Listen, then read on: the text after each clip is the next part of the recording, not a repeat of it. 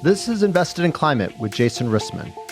I see climate as the world's biggest, most diverse, most important movement in human history. Millions of people dedicate themselves every day to protecting the planet. This podcast shares conversations with advocates, entrepreneurs, investors, policy experts, and anyone else that can push our thinking about what's possible and what needs to happen to address climate change. If you have ideas for episodes or feedback, get in touch on LinkedIn. If you enjoy the show, please leave a rating on Apple or Spotify. I'm currently building a new venture. It's related to storytelling and how we engage all sorts of folks in meaningful climate action. If you have expertise in this area, big ideas, or examples of something that's really working, get in touch. Thanks for listening and for doing whatever it is you're doing to support climate progress. Okay, let's get started. You got to stop telling people what they love and is worth protecting and start leaning into what they're saying they love and say, hey, let's protect that, to give, the music we love, the parks we love, the football clubs we love. How do we lean into those points of passion? And then the biggest driver of whether people will shift their behavior and do something different is if they think that other people like them are adopting that. Hi, folks. Happy New Year, everyone. It's 2025, and we know this year will be tricky in more ways than we can even imagine. I hope our podcast helps you stay inspired and think big throughout the year. Having gotten to talk to hundreds of climate tech founders and funders, advocates, and corporate sustainability leaders in recent years, I've been inspired by the amazing energy, innovation, and tenacity of climate champions around the world. I've said it before, and will say it again. I believe climate is now the biggest movement in human history. Millions of people wake up every day and work to protect the planet in one way or another. And there's never been a more impactful time to be alive. And yet, despite the investment and progress we've seen, we're not on track to avoid devastating climate impacts. That's why I've personally shifted my attention to culture change. We simply need ways to recruit people to take action and leverage the power they have to make climate a real and unwavering priority of policymakers, industries, and communities. So I'm thrilled to kick off this year with an interview with Eric Levine, co-founder of one of the world's most successful climate engagement organizations. Count Us In has reached hundreds of millions of people by integrating climate calls to action in what they love, entertainment and culture. In this conversation, we discuss Eric's background, the behavioral science behind their approach, and how they're reaching people through music, sports, fashion, film, TV, social media, and much more. Maybe you don't consider culture and storytelling to be an exciting climate technology, but paradigms and mindsets are foundational to systemic change. They influence everything: how we think, what we prioritize, fund, and want. So give this episode a listen with an open mind and enjoy. Here we go. Eric, great to see you and welcome to Invested in Climate. Good to see you too, Jason. Are you home now in Costa Rica at the moment, or where do I find you? I am. I got back home to where I live in Costa Rica after a couple weeks in Brazil, in Rio, around the G20. So I've had a week to get reacclimated back home, see the kids, and pick up the sprint to the end of the year. Great. Well, excited to hear about the G20 and all of your work in Brazil. And I'm really excited for this conversation. Your organization, Count Us In, is doing some fascinating work. And I know from talking to you in New York during Climate Week that it's yielding insights that could be really helpful for our listeners. Before we go there, however, let's learn a bit about you and how you came to the role that you now play. So please, if you don't mind, tell us a bit about your background and how it led to where you are today. If I describe it in 3 or 4 jumps and save a recounting of the 50 years of my life, I think the first bit is I was born into a family. My parents were political activists at the time when there was a student movement protesting the Vietnam War. My mom was involved in the labor movement, kind of father. So I was born into you should use your energies to solve problems in the world and make things, the inequalities, a little bit less equal if you can. I then jumped forward, did a lot of work with young people. I think I had a pretty big judgment, if I'm honest. This is my own kind of conversion journey. I spent most of my career focused on empowering young people, girls' education, health, HIV awareness, Africa, Asia, helping young people set up businesses, get involved in peace building. And I thought that people who liked plants and gorillas and things like that were like, oh, that's nice. But I do real work because I work on social inequalities. And then, of course, 10 years ago, we have a daughter. 7 years ago, we have twin boys. So I've got 3 kids. And pretty classic, self-reflection. I can't believe we start thinking about the future in different ways. I'm getting older. My kids are growing up. And it's how could I have been so judgmental and narrow in not seeing that social inequalities and the improvement of people's conditions in life and the thriving of a planet and nature are completely linked. And so I think that has led me into kind of climate planet space, wanting to work on that in this phase. And I think it's really pressing. It's like the big kind of ticking time bomb. And then it was as the pandemic happened that we set up Count Us In, which I can tell you more about, but that's what led me into climate and nature. And it seems that civic engagements is a consistent theme for you across many different roles and for over 2 decades, and particularly engaging young people. Where does that interest come from? I think I was a young person who didn't feel like I was taken seriously enough by older people with more power and influence. I spent a whole bunch of time setting up things and running things that were fundamentally, I think the biggest chunk was an organization called Restless Development, which still does amazing work empowering young people all over the world. Very formative for me, trying to prove that young people could do more and not just receive services or be contained as a threat, could actually be drivers of change and economic progress and social progress, environmental progress, as we've seen a lot. And I think the future is what young people make of it. So I think that civic engagement, and I say I'm definitely not restricted to young people. We need all hands on deck. But I think if you're going to bias towards elevating a group and try and give a little bit more weight and power, I'd say investing in young people in the future that they see is probably a good thing. And we're probably biased a little bit too much the wrong way to older people who are not going to be on this planet as long as those young people. So. Am I right in pointing to civic engagement as your major, if you were to think of your career as a many-year course of study? Are you focused on and obsessed with questions around how to get people most active? Is that what really drives you? Yes, I would define that very broadly. It doesn't always mean most people will never get to political action. That civic can mean being kind and empathetic in your neighborhood, as well as volunteering in a local organization, as well as political action, as well as being involved in global causes. And I think that on a planet with this many people and this scarcity of resource and the kinds of perpetual conflicts and distribution of the goods that we have, I think people being engaged and involved in some purposeful way in trying to make a world that everybody can thrive in, that's a calling beyond themselves, that would be my definition of civic engagement. I think that's probably the biggest umbrella that I would associate with. Great. So I think throughout this conversation, we're going to get to tap into your insights that you've been learning along the way. Certainly a rich field where so much is needed. Tell us about the founding of Count Us In. How did the organization get started and what is it aiming to accomplish? Yeah. So there are a lot of people who've been working on climate and nature and planet for a long time. Christiana Figueres, who I think a lot of your listeners may know, who was the president of the UNFCCC, who delivered the Paris Agreement, Tom Karnak, who was her political strategic advisor. I was in a role kind of working with Christiana, Tom, others, Nigel Topping, who became the high-level climate champion for COP26.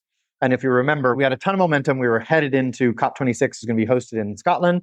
The pandemic happened, COVID pandemic, and COP got postponed by a year. And there was we're going to lose all the momentum on climate. The world's going to be taken over by the pandemic. And it was in that context that Christiana, Tom, Nigel, some other people came to myself and my co-founder Justin and said, you've got some experience in kind of global campaigning, the combination of like mass and politics.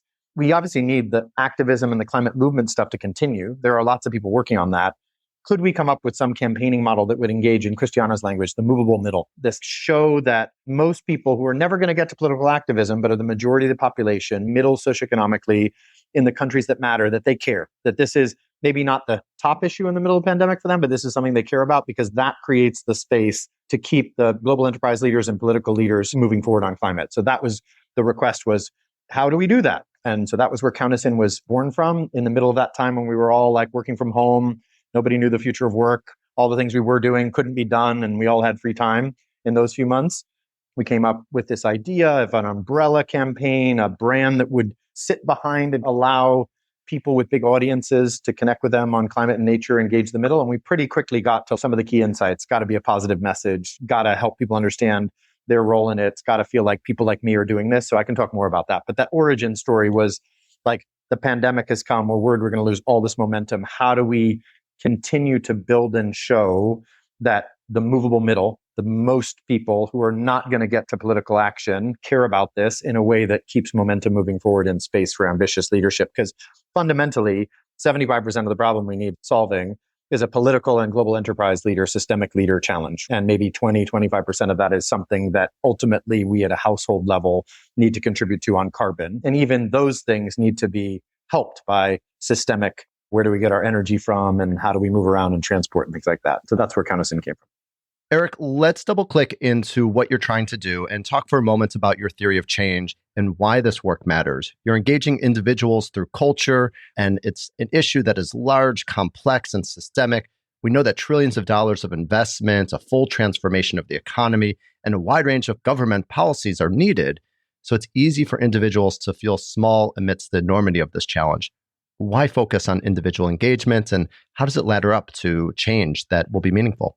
Yeah. So great question. I would say we probably wouldn't define our focus as individual engagement. It's more kind of like mass mobilization, which I would explain in, if you look at, as you said, what needs changing to address climate change and protect nature is mostly systemic action. So government leaders, global enterprise leaders taking steps and changing the infrastructure and the systems in which our, kind of our world operates in energy and other areas. In order for those decisions to be made, our theory, which we can talk about the proof points to it, is that those leaders are looking at, either in political terms, the middle audience politically, those that in most of the G20 countries, you're looking at the voters in the middle and whether they're moving, not the people who are already climate activists and already putting pressure, not the people who are lobbying at the not going to change, protecting the current kind of fossil fuel. They're looking at the middle. Is that moving? And so what we're trying to do is to, of course, engage individuals, but as part of a mass. You're joining people who care and want to protect the planet, want to protect the future. And by showing that people care and are willing to take action in their own lives, which is very unlikely with that movable middle population to be political action, you're trying to say, hey, look, the movable middle cares. This is support for political leaders who want to show ambition on climate and nature, and global enterprise leaders. There are voters, there's a voting constituency, there are customers who will support that journey of change. Thanks, Eric. Really helpful for that distinction between individual engagement and mass action. Still, there's lots of groups with similar goals of engaging people in climate action. I think Count Us In is a bit different than others. And I think you stand out because of your approach and also the scale of the results that you're seeing. So tell us about your strategy and what has made Count Us In so successful. Yeah. So I think what we've learned along the way, and I would say we're not unique, but you're right. I think most of the work to date trying to engage mass audiences on climate and nature comes from the alarming nature of the situation we're in, and is usually a polar bears on ice cubes, I think is the easiest way to summarize. And that supercharges the activist base who are already engaged, but largely turns off the majority of people. So what we've learned is you've got to have a positive message. You got to stop telling people what they love and is worth protecting, and start leaning into what they're saying they love and say, hey, let's protect that. To give, the music we love, the parks we love, the football clubs we love. How do we lean into those points of passion? And then the biggest driver of whether people will shift their behavior and do something different is if they think that other people like them are adopting that. And so that's what got us down this route of how to use culture. The partnerships we've done with Netflix on streaming entertainment, the collective work we've done on sounds with Spotify and UN Live and others to make nature a verified artist on streaming platforms so that people can love the music that the artists they love while also protecting nature. The football, soccer work that we do, which is about leaning into the football clubs that are so part of people's identities and loves, and say, we want to protect the future of the beautiful game that you love. I think that's the kind of distinguishing bit, which is like positive message. You have a role, join people like you to protect the things that you already love, rather than us trying to tell you that you should care about something new. Eric, you mentioned a lot there that I'd love for us to unpack. Your work focuses on integrating climate calls to action into several different cultural sectors, from music and festivals to film, TV, and gaming, to sports, social media, fashion, food, and even religion. Maybe I missed some sector, but I'd love to hear about how you see these sectors. What have you learned about them in terms of their effectiveness in catalyzing meaningful climate action? And I guess said differently, which is your favorite sector to focus on? I'm not like a good father with 3 kids. I'm not sure I'll express a favorite. Okay, fair enough. I can tell you the things I love about each of them. I think where we've got experience is we've got some good experience in kind of streaming entertainment where there are moments. Many people remember the Don't Look Up film, the partnership we had with Netflix around the campaign around that. That just kind of purpose was to set off a ton of discussion, allow people that cared about the planet to have conversations with people that didn't, kind of people in their lives that they couldn't do that. There's a real power to like new media, whether it's streaming entertainment and others, that is like peaks. There's this saturation of messaging.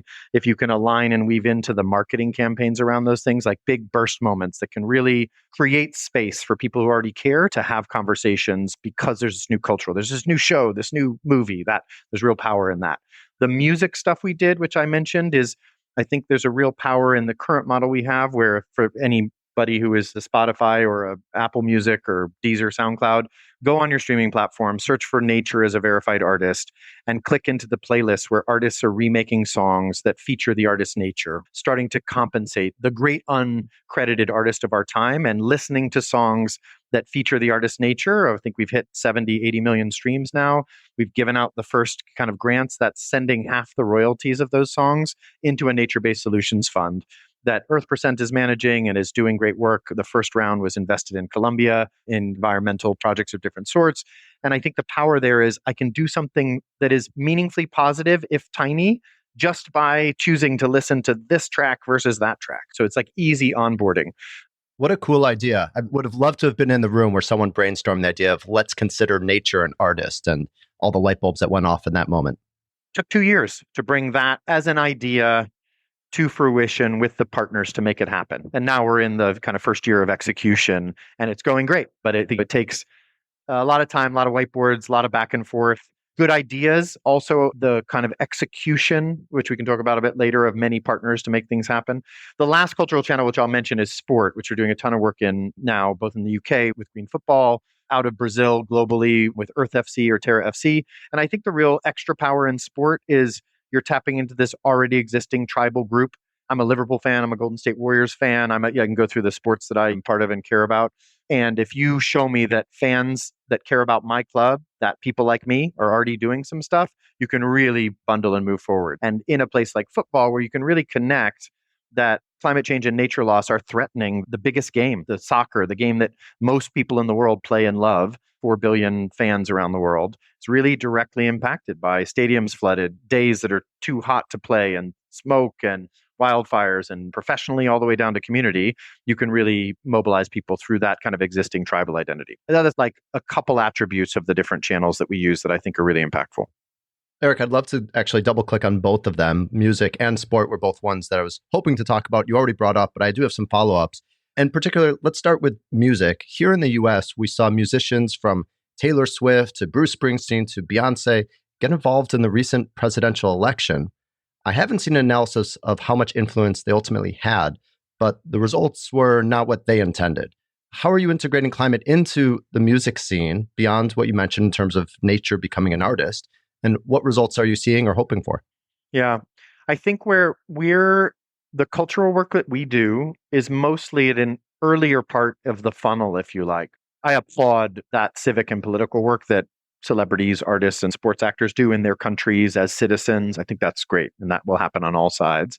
What we're hoping for in our music work, it's really normalizing that it is the planet's a thing that we all care about.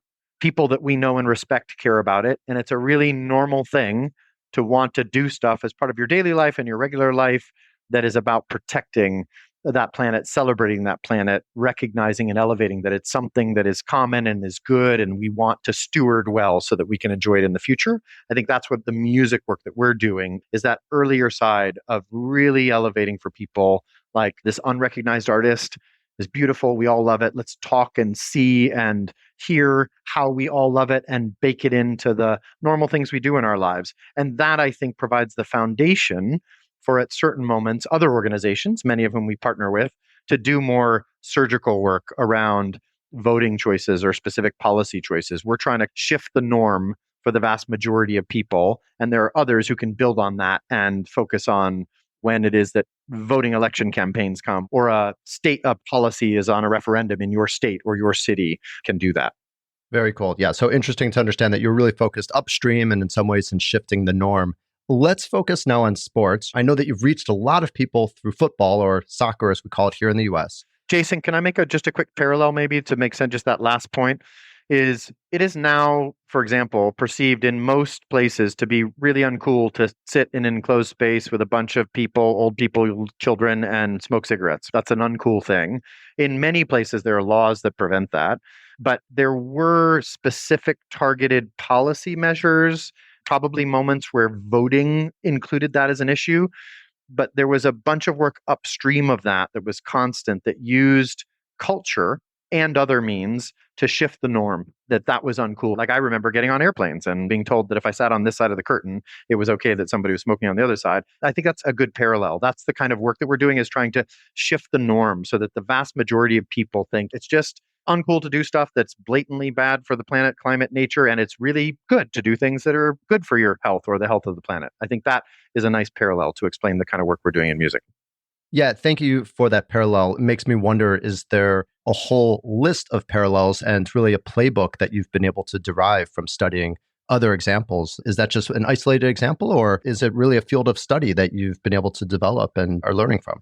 Yeah, we definitely have looked at other seismic or systemic changes that have involved norms shifting. Smoking is a good one. Marriage equality is a good one. Pay equity is another one, especially those where the cultural forces, you can go really back in history, right? The struggle against apartheid had a sport culture element to it. We definitely have looked at and tried to draw inspiration. I don't think we definitely haven't conducted a PhD and written out these are the 7 lessons and here's the playbook. It's more about the inspiration and trying to at least avoid lessons that have been learned needing to be learned again, and trying to like experiment in an informed way, I think is probably a better accurate. And we're building a playbook that has to be adapted for each market. The sport work that we do in the UK with Premier League football clubs is very different than the sport work that we are doing with Brazilian football clubs, because of where climate, planet, sustainability, equity conversations are in those two countries, as well as the role that football plays in those issues. And so we're like trying to take lessons from one market to another and hold them lightly and verify, how do you message to a Brazilian audience or different parts of Brazilian audiences? How is that different than the UK or the US, for example? Great. Well, probably a great topic for someone to do a PhD on. So, grad students, listen up and get in touch. Okay, let's turn to sports. You've reached a lot of people through soccer, football, and I'd love to just get an understanding of why you targeted football and what you've been able to accomplish. I think it's undeniable. There have been a ton of PhDs done on that there is not much in the world that moves more people and more passionately than sport. And so that has always been front and center as one of the cultural channels we thought was powerful for those kind of tribal identity reasons that we have talked about, and that people are moving in groups already, which is a precursor to collective behavior. And then if you look into sport, you drill down into sport and you say, in the sports, who plays and cares about certain types of sports in the world? And football comes out as by far and away the biggest, the world sport, football by football, and soccer, obviously, for American audiences. And then, if you remember, we started count us in the context of COP26 happening in the UK. The British Premier League happens to be the preeminent in terms of quality, commerciality, global success, and fandom, the biggest football soccer league in the world. Those brands, Liverpool, Man U, Man City, Arsenal, Spurs, are recognized all around the world. There are players from countries all over the world trying to get to and play in the Premier League, because that's where you can make the most money, have the most fame, have the biggest success. So I think that was why we started in football and in the UK.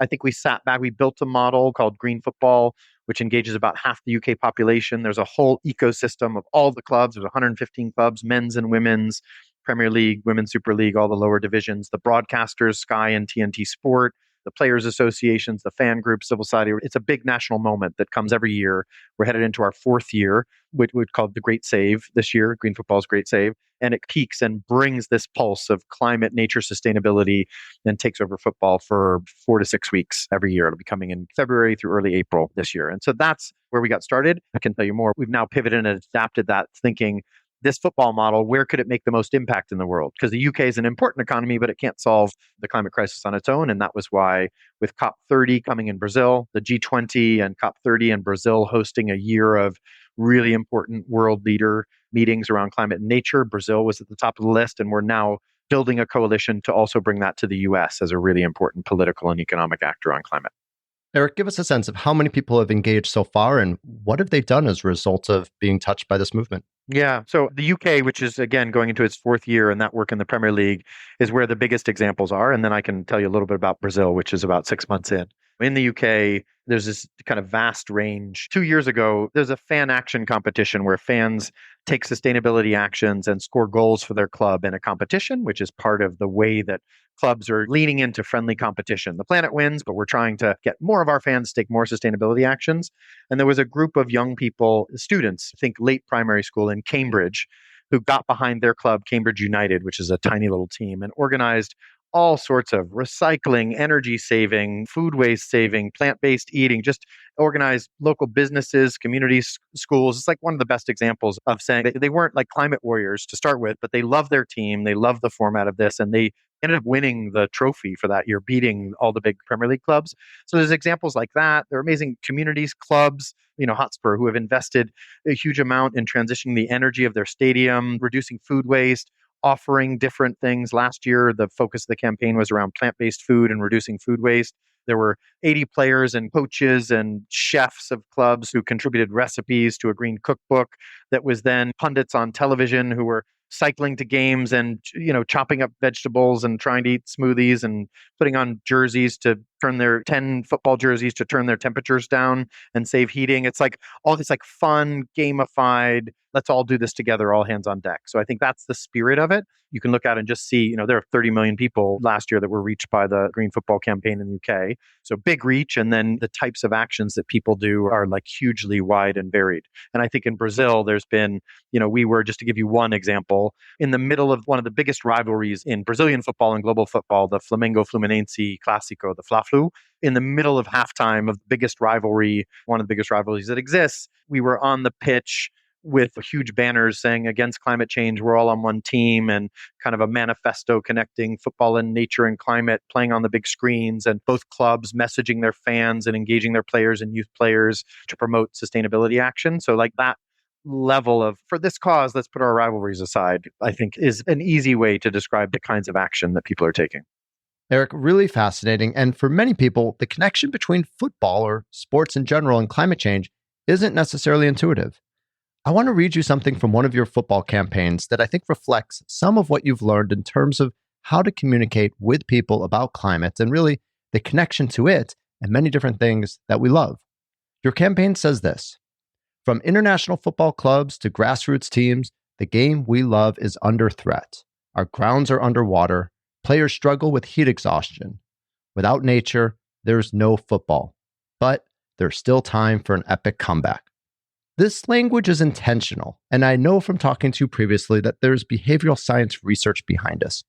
Can you explain the strategy behind this message? So I think the first thing it is targeted football fans, and it's not saying care about something new, because you're saying like you care about football, right? So let's talk about football. The thing you love is under threat. The first bit, that behavioral science, is start with what people love. The second is the message of how you communicate the risk. And we draw on partners like Potential Energy and others in the audience work we do with GlobeScan. It's like how to communicate urgency is later is too late. We have to act now, but it has to be really quickly followed by that. There's time for an epic comeback, which you had in there, which is there is a positive outcome that we can all fight for that's worth fighting for. Because if you communicate in very just stark terms, things are really bad, football's not going to be able to, it leaves you no agency. So it's a combination of what you love. We can all move together, or later is too late. We can act now. It's worth acting now. We can save this thing you love and let's do it together. That like collective, like you're on the team, come join the team. That's the science. The other thing that's not in that statement, but that really helps is really like killer simple facts that help people connect those things. So for example, in Brazil, 87%, 17 of the 20 Premier League clubs in Brazil are at high risk of a severe climate-related event like a flooding of a stadium, wildfires, kind of smoke in the next 10 years. So it's really easy to say, if you love Brazilian football, we all saw Internacional and Grêmio's stadiums underwater earlier this year in spring, your club is at high risk of something like that happening. And like that, the combination of the behavioral science that you talked about and the messaging, along with that kind of like, oh, it's real, we can all see it, like now let's go forward and do something together that is fun and collective and positive. Eric, beyond drawing this personal connection between how the world is changing to something that you or we love, you also need to help audiences feel that they matter, that their effort matters. And I've heard you talk about this. Is it a rational explanation of showing the whole theory of change, or is it treating them as social animals in some way and engaging them in something more like FOMO? I think different audiences, I think you got to segment your audiences always. But if you're sending something out that is mass, when Flamengo or Liverpool sends something out to their fans, you're getting a whole cut across lots of different audiences who care about different things. And I think you're bending towards that. Let's move together. Everybody's doing it. Don't be left behind. Come do this. It's fun. that FOMO, or I guess the positive side of come do this, everyone. People like you are doing this. It's fun. Let's do it together. I think that's where you're bending. There isn't in the ways that we can communicate that are really big in mass, as we know, on social, in the middle of broadcasts, at in-game stadiums. Very rarely can you have a nuanced message of here's how your participation combines with these other forces to deliver a big change. That's more like what we think of as like our B2B. It's really important that clubs and leagues and broadcasters understand the different parts and roles they're playing. But the biggest message to reach the most people and fans is like, it's got to be super simple. Like, this is important. You love this. There's a risk. Let's do something about it. Come together. It's fun. Let's go. And oh, by the way, Liverpool fans, you can beat Everton by doing this. Eric, all this work, of course, is intended to really move the needle on climate in some way. And you face really an enormously wide range of possible calls to action. So, how do you decide what action you're asking people to take? Is there a ladder of engagement that you're intentionally moving people through, or are you really just starting small with modest steps? Yeah. Generally, you're always starting with modest steps that are easy. The first thing we say in every single market is you can voice that you care about this and do it publicly with other people. So that talk about it, the norms change because we see and hear people that we know and care about talking about things. And it's helpful if players and clubs do that. And it's the most impactful relationships are our friends and our family and people in our community. So that's the biggest thing that everybody can do.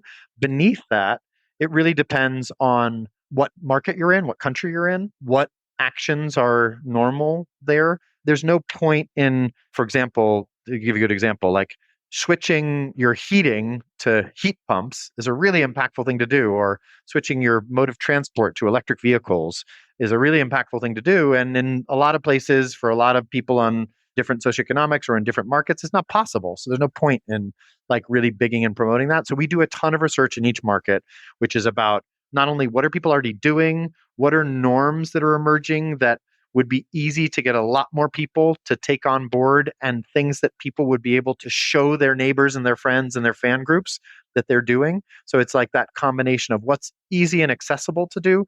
For example, in the recent Brazil campaign we've launched, we were really trying to hero things that a lot of people are already doing. Who's taking public transport to the game? Most people do that. A lot of people do that. So let's just hero that and get people talking about it, because it helps give additional purpose. We're getting friends together to watch the game. What kind of food are we eating? Like maybe there's something intentional we can do there. It's like, I think that's where you start with people. And then as you build and engage, you can be more intentional. So last year, the third year of our campaign in the UK was focused on like plant-based diets and reducing food waste. It like zoomed in and tried to drive more specific behaviors that are more systemically important as part of our food transformation. And it's because we had established a campaign for 3 years. There were more people and clubs that were already involved. You can drive at more specific or higher impact outcomes. But when you start, it's got to be like easy and the kind of thing that you would want to share and be socially rewarded for sharing.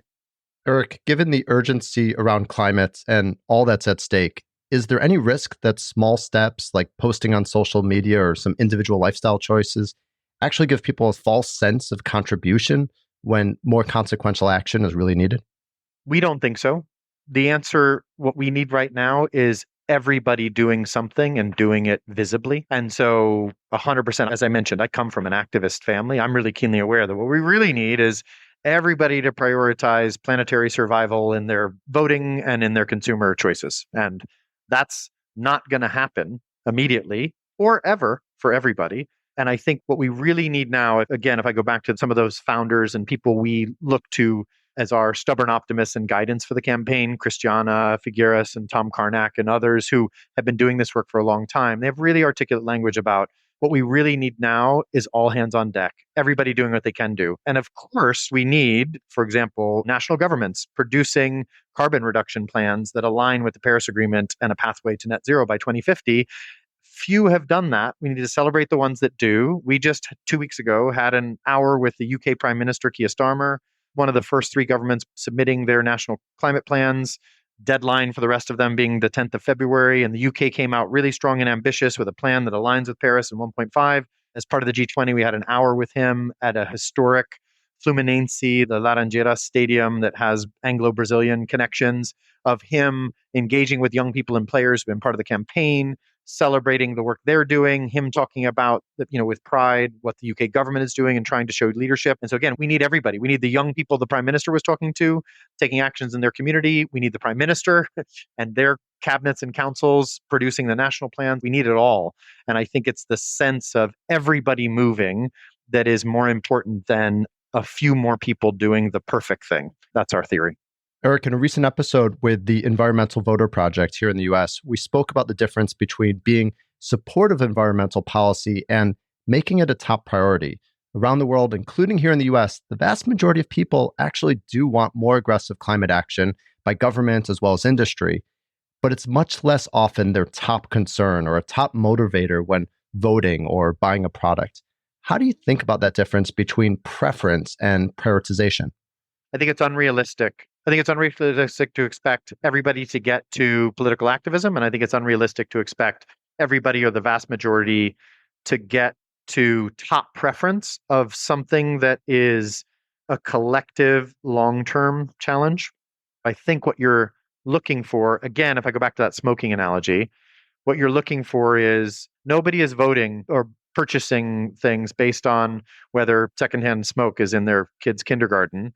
We all just know and assume that we wouldn't accept somebody who's proposing that we reintroduce secondhand smoke in our kids' kindergarten. It's like normal, and it's normal to, want to be healthy, not have pollution, cigarette smoke or others. Like we take that as baked into the norms. It's not the top issue because it is just normal to expect. That is a sensible position to hold. I think that's what we're aiming for, not that people will prioritize climate over personal pocketbook issues or climate over other things that affect them acutely, but it's that it's part of the bundle of issues that people go, it would be really like incompatible with me if somebody isn't saying, yeah, we should protect the planet. Here's what I'm going to do, the version of it. And if we can get to that stage, that will then create more debate, discussion, race to the top of what are the best solutions and what's the best pathway for a given state or city or country or football club or business to be part of that. But what we're trying to do is to shift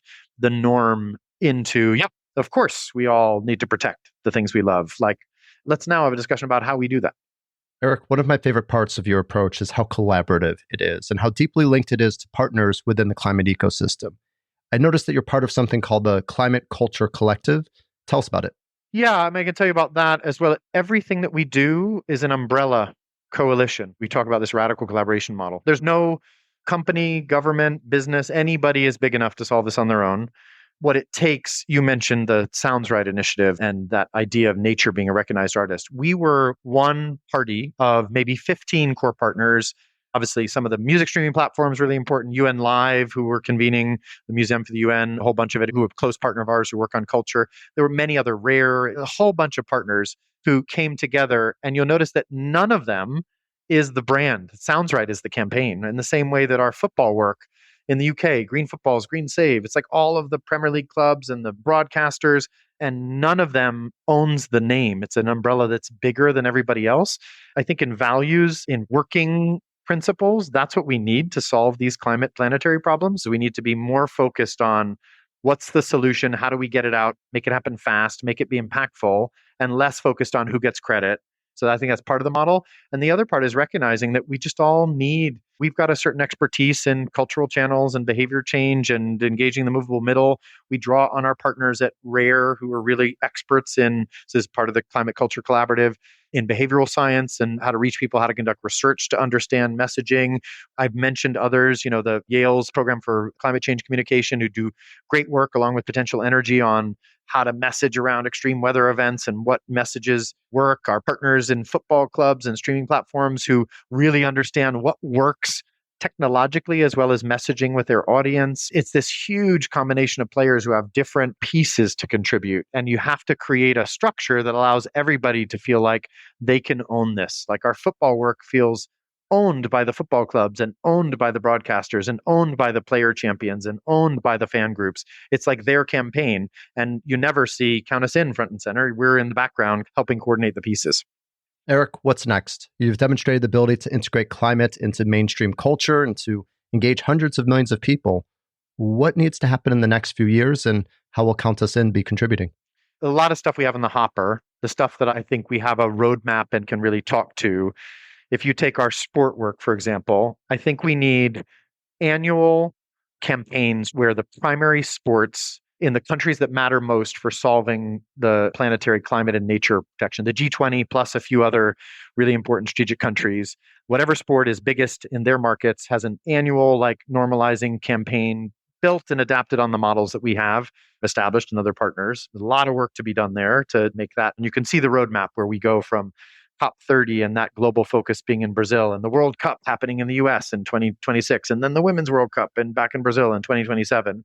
This kind of global spotlight of where a sport like football moves. But we also need, obviously, the cricket in India needs to figure out a way to adopt and adapt this. And Australian rules football, probably in Australia. You can go through the countries that matter and the sports that are biggest for them. And I think that runway is pretty clear. And we're working with not just us, lots of other partners to make that happen. I think in music, we've created a structure that allows for the digital way we experience music to continue to grow and have more artists collaborating with nature and publishing, growing the streams and the revenue through that. But there's a whole how does that show up in live music? What's the broadcast element of music that brings that in? So there's kind of growth in a different direction. How does music and that easy engagement for people come together in moments where there are big events or big policy moments and actually lean in and help encourage people to prioritize the planet in those moments? So I think those are examples of what comes next. It's really how do we get all hands on deck and really shift those norms and then bring the tip of the spear to bear in moments that really matter most, right? COP30 that's coming up in Belém in the Amazon is one of those at the end of next year. It's a really big, important moment where we're halfway through this decisive decade and we need to show that we're playing catch up. And so how do we, in moments like that, bring the tip of the spear to bear and help encourage political and global enterprise leaders to be ambitious in their action? Eric, thank you much for your time today and for all the work that you're doing. Sending you all the best of luck. Thanks, Jason. Really appreciate the conversation. Thanks for joining us for this episode of Invested in Climate.